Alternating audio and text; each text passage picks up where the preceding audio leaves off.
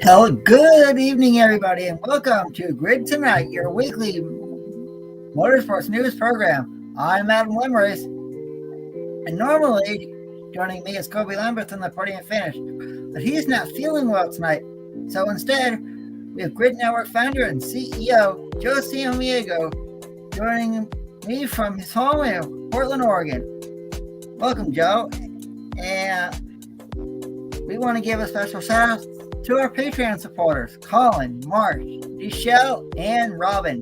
Thank you for investing in Grid Network, and link to our Patreon in the video description below. And please, feel free to comment in the chat room below and ask any questions. Also, we want to thank our colleague, Edward Hunter from Formula E Zone, for buying me a coffee. If you want to, link is in the video description below as well. On tonight's show, we'll be discussing news from the Repco Supercar Series. The Camping World SRX Series has announced their schedule for this year. Where are they going? We will tell you. Plus, a new owner in the world of NASCAR from professional sports that we all know, especially if you're a fan of heavyweight boxing. But we'll start off with news that broke earlier today. Joe? That's right. Some news that broke earlier today, and that involves MoneyLion, which of course we've all seen with Penske Racing. Well, they are leaving Penske Racing and joining 2311. This was announced today. The New York-based financial technology company has been with Penske since 2019 with a 3-year deal. Now, it was reported just about 30 minutes ago from Adam Stearns that part of the reason why MoneyLion did leave was because Penske didn't have enough inventory to commit to MoneyLion's financial plans when it came to sponsoring the ship role with Penske Racing. Adam, I have to say, when it comes to Penske, it's not often they lose a sponsor to another team. Besides Mobil 1, I can't really think of any because we've seen the number 2 when Miller's Coors left. They left the sport. Alltel with the number 12 when Dave merged with Verizon. Of course, we know when Nextel was there, had a little bit of dispute, but Verizon's still with Penske in the IndyCar series, and once in a while we see them in NASCAR. And the 22, they've had Shell ever since they joined them in 2011. Kodak, they were with the 77. I think a lot of folks forget when the 77 was part of Penske. After that, Kodak left NASCAR pretty much for good. So how surprised were you to see that MoneyLion, especially after success with Austin Cindric the last couple seasons, knowing he's coming up to the Cup Series, are leaving for 2311, which we all assume is going to be a rising team in the future. It was surprising news to me, Joe. You were mentioning Austin Cindric. He's a real good driver. We saw him compete just last weekend at the Rolex 24 Hours at Daytona. This was shocking news. I'm gonna assume that they will be a sponsor on probably Bubba Wallace's car. A couple times this year, and the photo you see on the screen is from 2311's website, 2311racing.com. It's going, it was surprising news to me. And also, going back to the Kodak, a lot of people may not know that they were on the Morgan McClure Motorsports number 4 car for a long, long time. And some of the drivers were Sterling Marlin, Ernie Irvin.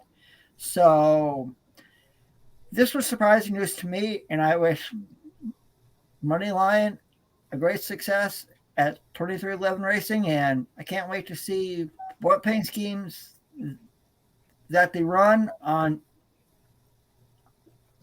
the cars this season. Indeed, and as you mentioned, the MoneyLion schemes, we don't have to wait too long. Frankly, March 13th, MoneyLion will be the primary sponsor for Kurt Busch in the 45. And then May 8th at Darlington, which of course traditionally that is the throwback race, MoneyLion will be sponsoring Bubba Wallace for the first time in 2022. And very interesting, as you point out, Kodak, one of those long-time sponsors, first Morgan McClure when it came to Penske, just didn't seem to last too long at all. The 77 team eventually went with Mobil One sponsorship, and then of course Sam Horns came in. Now, MoneyLion making this switch, it really shows that it seems like MoneyLion is really vested in NASCAR. They're not just, okay, we've done our contract and we're gone. When they're saying, hey, Penske didn't have it in the inventory, we're going to 2311, I think that's a big vote of confidence for 2311. And we're, of course, all assuming that it's going to be a much better year for 2311. Last year, their first year, single car team. This year, two car team effort, their second year, and they have Kurt Busch there, which we know could bring a lot of experience. But Bubba Wallace, of course, this is going to be his second year. He already got that first win out of the way, and I think he's going to have a very good season. And one of the things he said about this partnership, I hope through the partnership with MoneyLion and the powerful financial content and products they offer, we can help more people feel equipped and empowered to chase their dream. Now, of course, one of the big questions is, who is MoneyLion? Well, MoneyLion is not a traditional bank. They brand themselves as a financial technology company, not a bank. Users on their app can do everything like a bank, including invest in stocks and a growing trend we're seeing, cryptocurrency. MoneyLion essentially has extended itself to the cryptocurrency market, and we've been seeing more and more cryptocurrency sponsorships in motorsports in general, such as right here we got Landon Castle, definitely when he had the cryptocurrency trading platform, and then of course the Dogecoin, which we all remember from Talladega a few years ago. In this picture, Josh Weiss in Sonoma. Now, considering MoneyLion is not solely a cryptocurrency, does this provide a more solid foundation since they do more than cryptocurrency and security for 2311 as a sponsor compared to if they were just cryptocurrency alone? And if their value drop, they're going to have a hard time paying the team. You brought up cryptocurrency, Joe. I can say I have a few friends who have invested in cryptocurrency, and from what they've told me, it's the wave of the future. I think it's pretty cool to see a sponsor like MoneyLion on an up and coming team like 2311 Racing. You mentioned last year Bubba Wallace had his breakout victory at Talladega.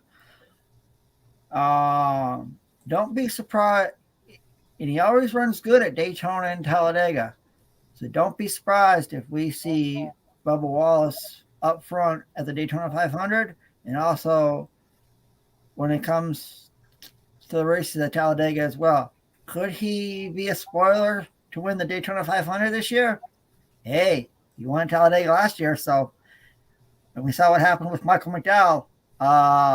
Anything can happen at Daytona, and I believe, like I said, cryptocurrency is the way of the future. To me, cryptocurrency is the way of the future. I like where it's going, and it's gonna be interesting to see how MoneyLion does as a sponsor at 2311 Racing this year. Yeah, a lot of good points you bring out about, I think, when it comes to 2311 success, their new sponsor. One of the big things I think at it when it comes to the cryptocurrency, and this is where it's going to be interesting because we know the controversy of cryptocurrency, how it's very volatile in the market. Some days it could be worth so much money, some days worth little money. And I think a lot of people compare this to, as you probably remember, the dot-com bubble. Remember the 90s, we saw mall.com, pets.com, so many .com websites, including the most infamous one, I feel, New Hampshire Motor Speedway, the thatlook.com 300 race, where it was essentially a women's fashion website. Ahead of its time because that site, as well as mall.com, other websites didn't last.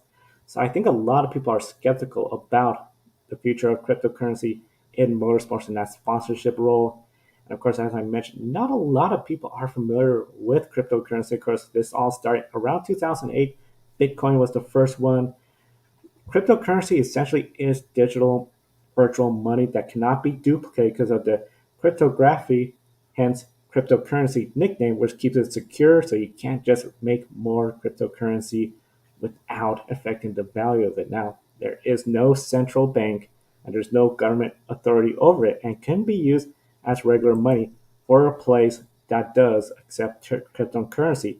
And this is where it gets tricky. The value of cryptocurrency is really volatile. Just taking a look at the MoneyLion stock prices today, as you can see, overall trending down, and for the past week, they've been going down too. Now, take a look at Bitcoin. Bitcoin, today they went up, but overall, it's been very volatile. So if you have money, it could really make an impact on how much it goes. And even Avalanche, we've seen Avalanche, they sponsor Formula E team of Unready Autosport, which have Oliver Askew and Jake Dennis. And then, of course, Dogecoin, as we mentioned earlier on the show, is just something where it is really volatile. And of course, if you're a team dependent on just solely current cryptocurrency, it's almost taking a gamble where it seems if they're able to pay you for the sponsorship, great. If they're not, there's problems. And a simple way to think of this, I would say, is the comparison of the US dollar to other foreign currency. For example, the US dollar much stronger against the Mexican peso. However, when you look at the dollar over in Kuwait, the Kuwaiti dinar, the US dollar is weaker than that. So while you can go to Mexico buying more stuff, Kuwait is going to take a lot more of your money, US dollar wise, to equal one dinar over there. Adam, the dot-com bubble, as I mentioned, where we saw all those sponsors disappear just about overnight. Do you believe when teams do fully invest in something like cryptocurrency, this is a really big risk? I do.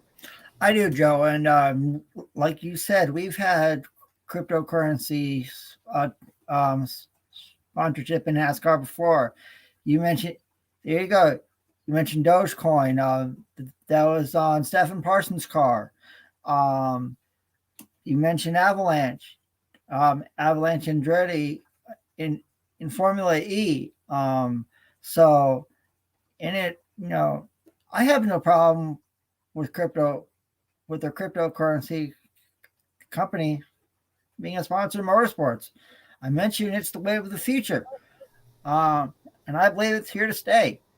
I think a lot of people will start to get invested in cryptocurrency, and we'll see what happens then we'll see what happens down the road. I have no problem with it being a sponsor in motorsports, and I think it's kind of cool. I gotta, in a way, agree with you where I feel like we are going to be seeing more people get in, especially when companies like MoneyLion, they make it where for the youth casual fan is a little bit more accessible. And one of the big things when it comes to accessibility, we got to talk about Bubba Wallace.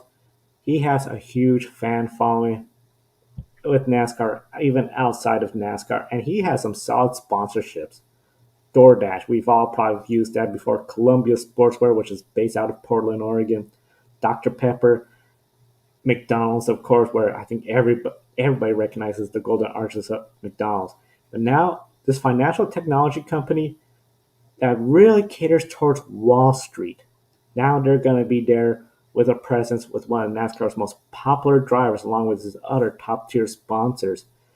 How big of a win-win situation do you believe is for Bubba Wallace to now have sort of the money line backing with him in Wall Street, and for fans to see, okay, your favorite driver, Bubba Wallace, is sponsored by MoneyLion.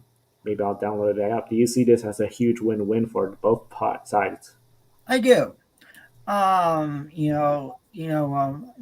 is Moneyline is a really good company. I've heard good things about them. You've seen them in NASCAR with Austin Cindric the past couple of years. So now, you mentioned Wall Street. That's a when you talk about Wall Street, that there's a lot of big money players up there in New York City, and now with MoneyLion, I think a lot of people will start to take a look at the stock market, especially with MoneyLion, And also, you mentioned Columbia Sportswear. I can say I love their gear. I wear it all the time myself. So, you know, so I think to me, a lot of people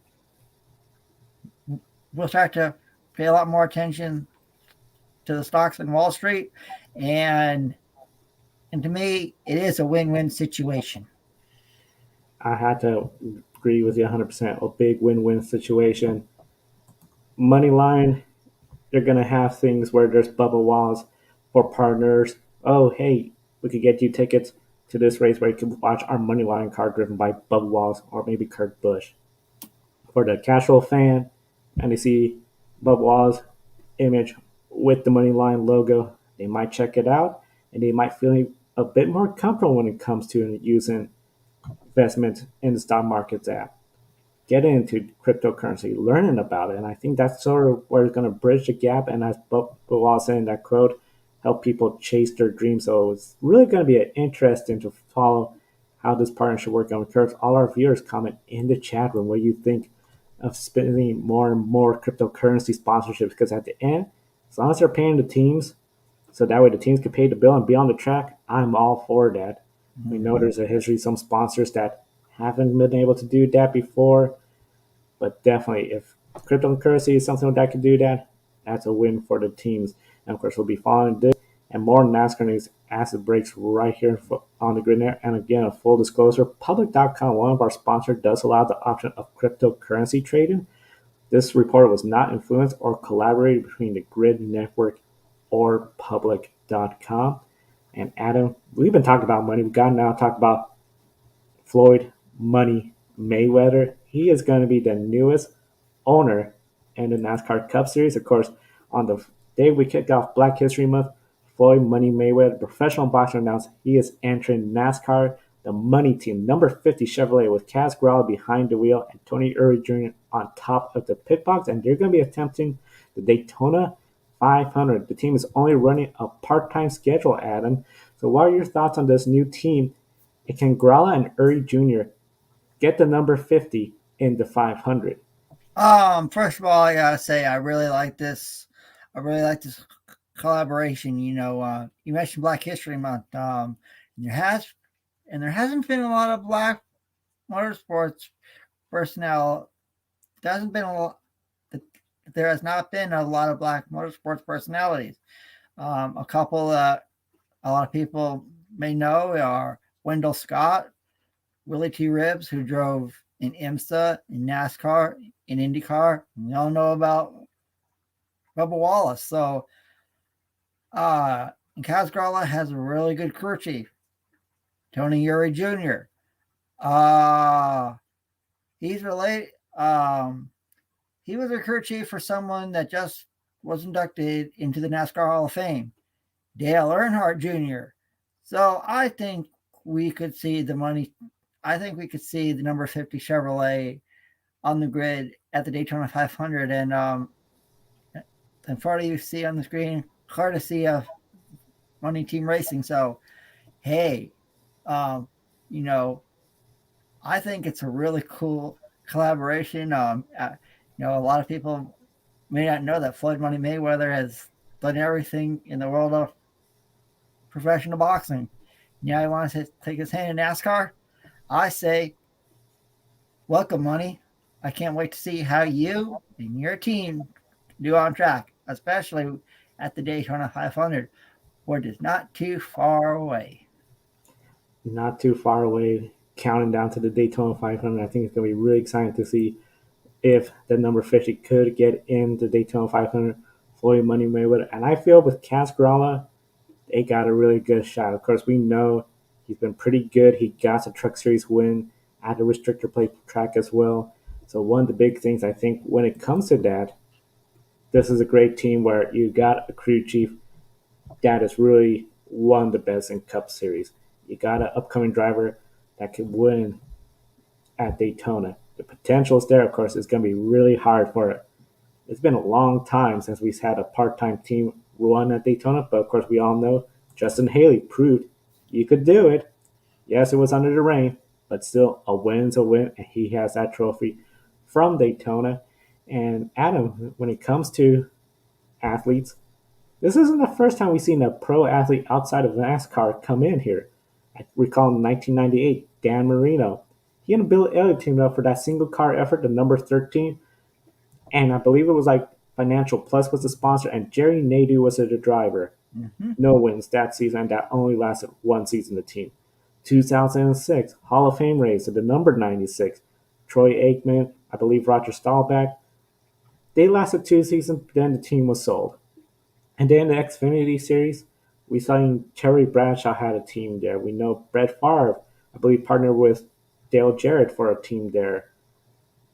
We've seen athletes come here, but they don't really seem to last too long when it comes to the role of NASCAR. Now, of course, this is all pre-charter era. Now with this charter era, you sort of have that luxury of, okay, we can test the waters before we fully invest in buying a charter. Is this really a smart idea that they're employing? And is this something where we could maybe see a little bit more of teams? We're thinking about it. Let's try a part-time season before we buy a charter. Yeah. Yeah. I think a part-time schedule is really good, especially if it's your first year in NASCAR. You know, you might they'll be testing the waters. Um, to see how they do. I have no problem with it. We don't see a lot of part-time teams anymore in NASCAR like we used to back in the day. It's gonna be interesting to see how Kaz Garla does going forward with this team. I got a lot of respect. I got a lot of respect for everyone on that team. So I think going at it on a part-time schedule is a lot easier compared to being a charter. It gives you the opportunity to pick your races you want to run and to see how you do against some of the top NASCAR teams out there. Yeah, I mean, I think you hit every major point. It just seems like a great idea. You could run part-time because if you decide, yeah, we want to fully do NASCAR, get that charter, you don't have the old struggle of, okay, we need to qualify for the Daytona 500. We need to get in the top 35 points.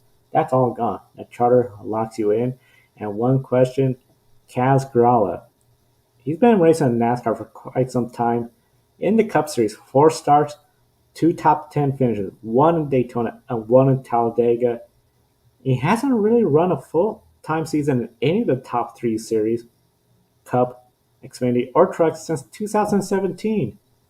We know this is all about team building, but do you believe Cass is hired just to be the part-time driver and made to look outside for a full-time driver that could do the entire season?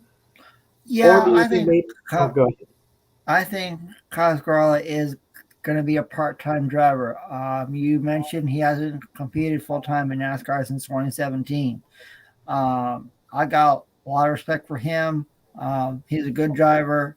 It's going to be interesting to see down the road if this team wants to go full-time in NASCAR.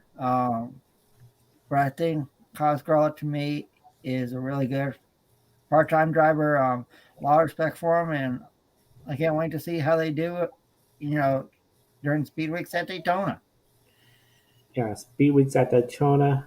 That seems to be his strength is the restrictor plate tracks, Daytona, Talladega. So I'll be really interested to see if this is just going to be, all right, he's just here for this first season doing the part-time. If we go full-time, who would they go after if they were decided to do that? Can they go with Kaz Grala full-time? I bet you Kaz Grala will be more than excited to. I think he's definitely capable of. But of course, we know there's a lot of upcoming drivers as well as, I mean, technical alliances where we could see, hey, you should put in this driver. We've seen that similar to the Wood Brothers Penske before, Joe Gibbs, and the old Furniture Road Racing. That's how Eric Jones got in. So it's going to be really interesting what happens with the money team. And one follow-up question for you, Adam, when it comes to Daytona 500, and especially for a team like the money team to make it into that race, it is the Super Bowl of NASCAR Cup Series. How much positive momentum could that do? And especially, let's just say they get a top 5, top 10 finish. Oh, Could I that think. allow to Oh, I expand their think postseason season? if they could, if the money team makes the Daytona 500 and surprises a lot of people, especially you mentioned the top 5 or top 10 finish, that'll get eyes. Um, that'll get people like, okay, Floyd Money Mayweather did everything as a professional boxer. Now it's his first time out. His team scores a top 10 finish in the Daytona 500. Um, I think that give the team a lot of momentum going forward, and who knows what could happen. I have to agree. It sort of reminds me of like when we saw Trevor Bayne won the Daytona 500. Wood Brothers Racing were not planned to be there at the next weekend's event at Phoenix, but after that, when they did, they got good Salmon sponsorship for some additional races for Trevor Bayne. A big, great performance by Kaz Garla could definitely set this team much higher goals, and I think a lot of good things could follow for 2022. Now here's Matt White talk a little bit about the grid history. Hi everyone, Matt White here from the Grid History. Just a quick update on what's been going on our side. Every day in February we'll be having a tweet with a historical race that happened on this day, and hopefully with a link to a YouTube video so you can check it out as we're getting ready for the start of the new season. Why not go back and check out some old stuff? And every day we'll be posting a link for you through the month of February and every day through the year. What a great weekend we had though. IMSA at the Rolex, what a fabulous race that was. Thank you to our friend on here on the Grid Network, Josh Birch, for jumping in with us over on USRN. And I think me and him combined did about 17 hours of commentary over the weekend on what a tremendous Rolex 24 hours won by Maya Shank Racing. What a great win for them it was. And that battle for between the Porsches in GTD Pro. Of course, we had Formula E as well over the weekend in Diriyah. They're back next 2 weeks' time. Don't forget to look out for our Formula E Destiny Wheel to choose your driver for the weekend. Only the one race, of course, in Mexico, so hopefully you can spin yourself up a good selection for the World Rally Championship. We'll be back, and it's NASCAR time. The race for this thing over here will be back on again with the Clash, of course, coming this weekend at the LA Coliseum. And don't forget to check out Joe's LA video on the Grid Network channel from his trip down to LA a couple of weeks ago. Back next week to bring you some more bits and pieces and to remind you about Grid History. Check it out, Grid_History on Twitter. For Matt White, checking in and chowing out for now. And we definitely encourage everyone to check out Grid History on Twitter. And of course, as Matt mentioned, pick a winner. We got it up for the Busch Clash, and of course, we're going to do one for Formula E, Daytona 500, then World Rally Championship comes back. So it's going to be a busy month of February. And this month, there's no SRX racing, but the schedule was announced. And Stafford Raceway and Nashville Raceway are the only two tracks from the inaugural season that are returning back. The new tracks, Five Flag Speedways, South Boston, I-55 Raceway, and Sharon Speedway are all new for 2022. And of course, Five Flags will host the season opening race on June 18th. The season will end July 23rd at Sharon Speedway. Adam, which tracks are you most surprised about to see on the list? And no Eldora this year. How big of a surprise was that? Although that's surprising to me, and let everybody know about the last two tracks on the Camping World SRX schedule. The I-55 Speedway is owned by former NASCAR driver Kenny Schrader, and Sharon Speedway is owned by former NASCAR driver Dave Blaney. So, those are two really good tracks. I'm really happy to see Pensacola, Florida on a Five Flag Speedway get in. We talked last year about the Snowball Derby and how successful it is. South Boston Speedway in Virginia. The NASCAR Xfinity Series used to run there. It's home to the Sadler home. It was home to Hermie Sadler and Elliott Sadler from NASCAR for a long time. Really surprised that Eldor is not on the schedule this year. But for me, a couple tracks I'd want to see on the Camping World SRX calendar going forward. First of all, Hickory Motor Speedway in Hickory, North Carolina.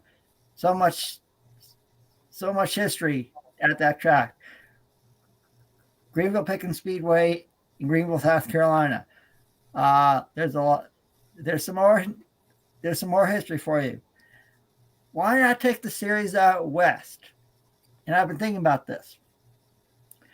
Why not have the Camping World SRX series head to Portland, Oregon at Portland International Raceway? So it'd be a home race for our colleague Joe, and hopefully he would get out there and cover the event for us here at Grid Network. We're already covering the NASCAR Xfinity Series race there this year, and also a return for the NTT IndyCar Series. Also, another road course is Sears Point Raceway in Sonoma, California. We've seen the series, primarily stay on the East Coast and Midwest, but we haven't seen them on the West Coast. So I think it's due that we see the series head west, and I know it'd be kind of cool for our colleague Joe to go have the Camping World SRX series at Portland International Raceway. Since you get a chance to see the cars, and see some of the top drivers from all forms of motorsports race there. And I'll ask you, Joe, where would you like to see the Camping World SRX series go in the future? When it comes to the SRX series, I think what they got going on the short tracks, especially dirt tracks, I think it's really great to get those tracks exposure. So you mentioned Hickory Motor Speedway. I think that'd be phenomenal. It's been a long time since we've seen Hickory on cable television alone. And of course, for some of us, I remember when the Busch Series raced there, that was one of those races where, as such a historic track, I mean, the pit road, you didn't have really a pit wall. You had the transporters right there in the pit road. So essentially, when you came to a stop, you had to get something, you just run into the hollow right behind you. I think Hickory will be a huge win for all sorts of good reasons. I think some of the more Midwestern tracks, especially areas where we don't have a whole lot of NASCAR racing there, but we do have short track fans there, give them some attention. And of course, West Coast, I definitely have to say it'll be fun to see some West Coast racetracks as well. Portland International Raceway will be really interesting. That'll be a road course for them. It'll be really interesting. I think the big challenge, of course, was the West Coast. Considering it is back-to-back weeks, I could see that working as a season-ending race or potentially the season-opening race. So you just start or end there. There's no back and forth like we see with NASCAR and their West Coast wing.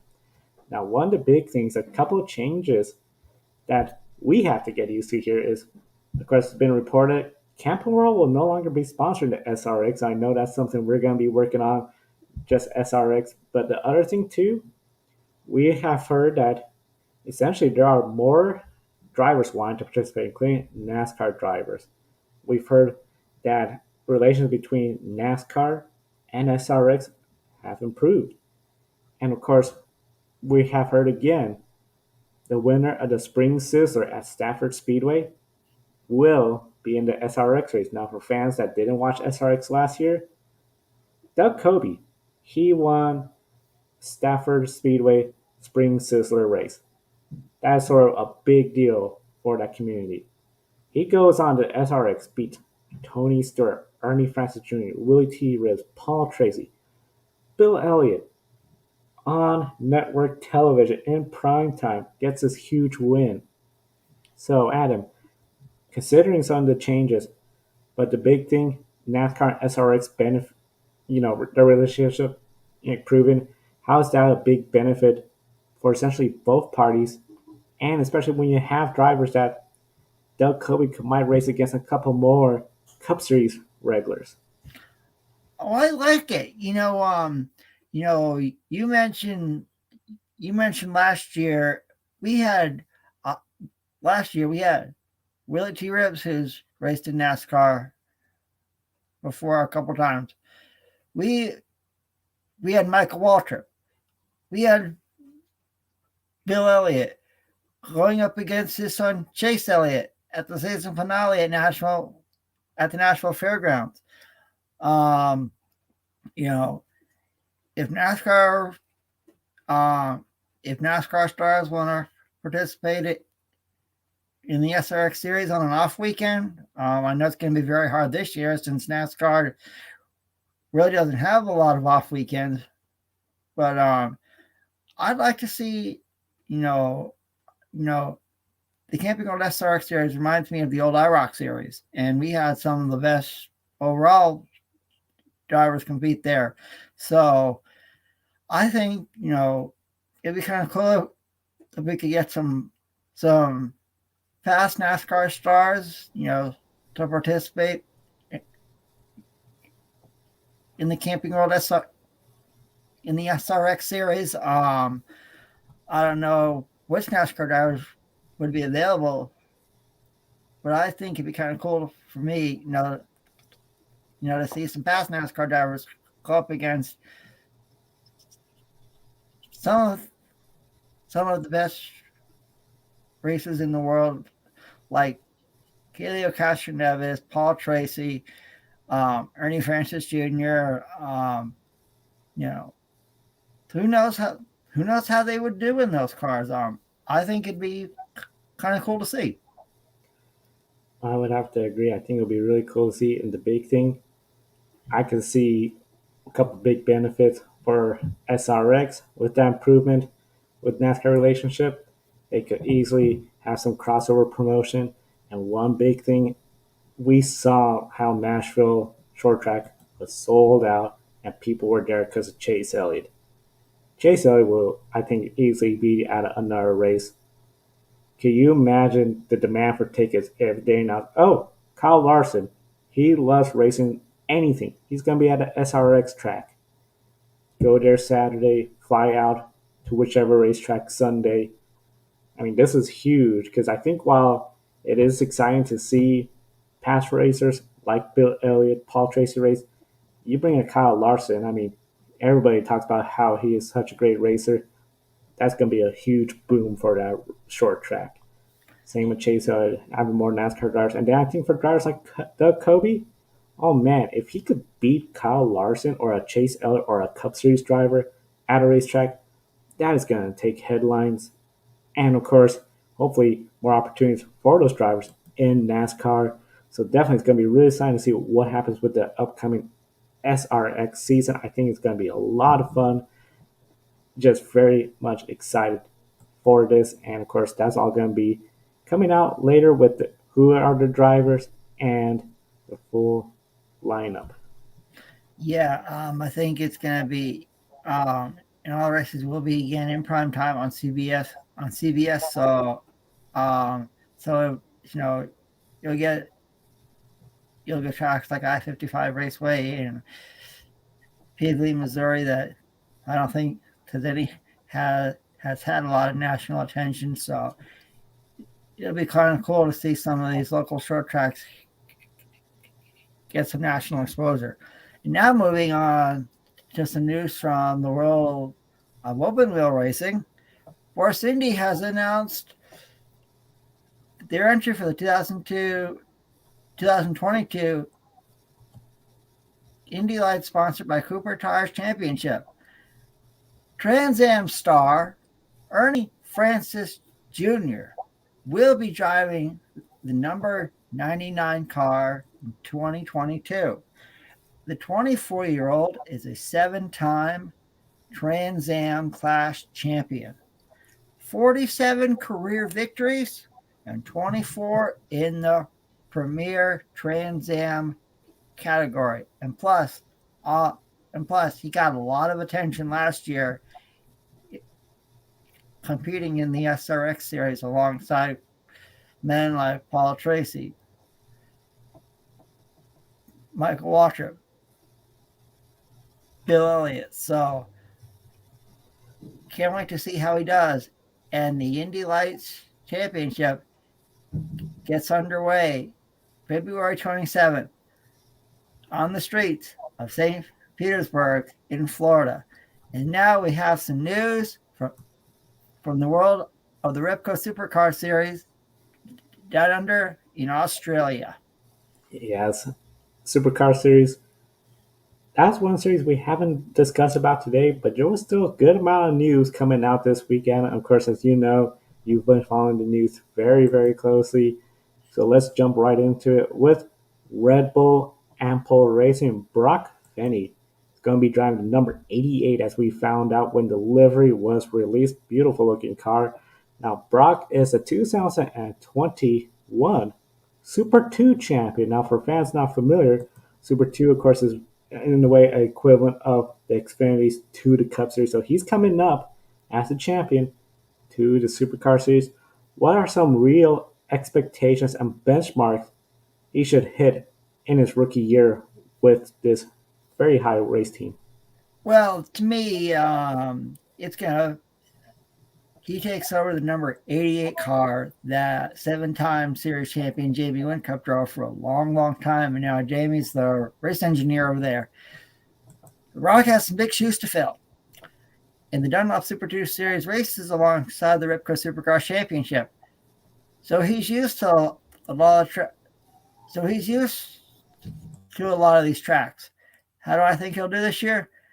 Well, I think he'll compete for wins, top 5s and top 10s, and compete for the championship. But he has a teammate that's looking to go back-to-back in the Repco Supercar Championship, Shane Van Gisbergen. And last year, he came close to winning the Grid Ranking World Championship, but a tire blew at the Bathurst 1000 that cost him that championship. So Brock Feeney has a well-known teammate, with him. So I can't wait to see how this young gun takes off driving an iconic car. Yeah, I think it's going to be really interesting to see what he can do in this car. And definitely, I think when it comes to the Supercar Series, the pressure's going to be there. You're with one of the top teams. I think it's going to be a little bit of a smoother transition because you do have Jamie Whincup. You do have the same teammate with Shane Van Gisbergen. This isn't a drastic change like we saw with Dick Johnson Racing when Penske essentially left after Scott McLaughlin departed for IndyCars. That was a big change. It almost changed up everything. And we saw that team start off a little slow. Brock, I think he's going to be towards the front. Some of the realistic goals I think he should have, try to get top 10 finishes in most of the races. A lot of top 5 finishes, and particularly aim for 2, maybe 3 wins. I think those are realistic goals with such a high caliber team. And of course, while Brock is getting a lot of attention, his teammate Shane Van Gisbergen will be getting attention, but in a new field, he'll be making his Australian rally debut. Shane Van Gisbergen signed a one-off deal to drive a Skoda Fabia R5 prepared by Race Torque Engineering at the National Capital Rally in Canberra in April, the opening round of the 2022 Australian Rally Championship. And one story that made news, and it was pretty interesting, Adam, was the return to fastest lap bonus, but with a twist this year. 5 bonus points if you score the fastest lap in the sprint races only, so not the regular races, the sprint races, but only if you finish in the top 15. Prior to that, it was as long as you were classified as a finisher. This is very similar to what F1 is doing, but instead of a top 10, top 15 finish, do you believe restricting the fastest lap bonus to the top 15 is a good move? Yeah, I do. I like it. It's gonna be interesting. Now that you heard about this news, everyone's gonna, especially at the sprint races, you're gonna have everyone giving 110%, going out, to getting that fastest lap and earning more bonus points, because the more bonus points you have, it could determine who the champion is going to be this year. We saw Shane Van Gisbergen have a runaway last year. Could we have it this year? Who knows? Now with this new bonus point program, I don't think Shane Van Gisbergen's going to have a runaway. I think a lot of teams are going to be going after him, getting wins, top fives, top tens. There's so much good talent in the Repco Supercar Series this year, and it's going to be interesting to see how everything develops down under in Australia. With this new format for the points, I think it's really interesting because it's no longer you had a spin or something, you're running the 23rd place. Let's just put some fresh tires, try to get this fast lap. Now it's you're gonna be in the top 15. We've seen this in F1 where if there's a car fifth or sixth place and they have a big enough gap to make a quick pit stop and go, they do that, utilize it. But that's gonna be hard because we've seen that the pit stops are a little bit longer when it comes to the Supercar Series. They don't have the quick 2-second pit stop. So I think it's going to be really interesting to see what happens with this and the top 15 positions. Yeah, and I'm going to let our viewers know that, this month of February, a lot of F1 teams are going to be releasing their paint schemes for the upcoming seasons. So be sure to stick with us here at Grid Network, and we'll tell you what the schemes look like. I believe the first one that coming out is Haas F1. I believe it's the 9th of February, and then it goes right down the order: Aston Martin, Williams, Red Bull, Mercedes. So be sure to stick with us here at Grid Network all season long as we cover Formula One. And Joe, I want to thank you for stepping in for Kobe tonight. I really do appreciate it. And Kobe, we hope you feel better real soon. If you want to put in the comments, give best wishes for Kobe. And we'll make sure we relay to them when we can. So, Joe, thank you for joining me tonight. And it's time to wrap up this edition of Grid Tonight. Yeah, time to wrap up this edition of Grid Tonight. Definitely, we encourage everyone to be sure to follow the Grid Network. We're going to be putting on all the news, including, as Adam mentioned, the launches. The first launch, as Adam mentioned, is Friday. Haas F1 coming out. So it's going to be really exciting to see all the launches for Formula One. You could do that through our social network presence. We're on TikTok, Facebook, Twitter, Instagram, and of course, be sure to play Pick a Winner, where we do Pick a Winner every week, starting on Wednesday. Big thank you to Ed for buying us coffee. If you want to get your name on the screen for 1 week, you could do a Buy Me a Coffee, where you could buy a cup of coffee for the Grid Network so we can invest that money, or for a particular on-air personnel, whether it's myself, Adam, Kobe, or Daniel, which we had earlier on Women in Motorsports this morning on the Grid Network, and of course, our Patreon, our monthly subscribers, calling the show, Mark and Robin. Thank you so much for investing in the Grid Network. I know Colin's approaching 2 years of investment in the Grid Network. And of course, if you want to invest in the stock market, public.com, invest in stock funds. And there's the option for currency, cryptocurrency as well, $5 in stocks if you use the referral code GRIDnet, link in the video description. And we encourage everyone, you're going to be subscribing to the Grid Network, check out our Race 5's Los Angeles. We go explore the city of angels. If you're going to LA, this is a great video you check out before you get there, so that way you could get a good idea of places and sites you want to see before and after the big race at the Busch Light Clash at the Coliseum. For Adam Lemeries, I'm Joe Samaniego. Thank you for watching today's program. We'll see you next time. Don't be an anonymous investor. Join the stock market social media platform public.com. Invest any amount of money and share with friends and new friends. Discover new opportunities such as new companies and potential business partners and useful tools for beginners, and share your experience with friends on public.com. Link in the video description gets you $5 for being a Grid Network viewer. Use the referral code GRIDnet for your free $5 to invest and start investing and networking on public.com.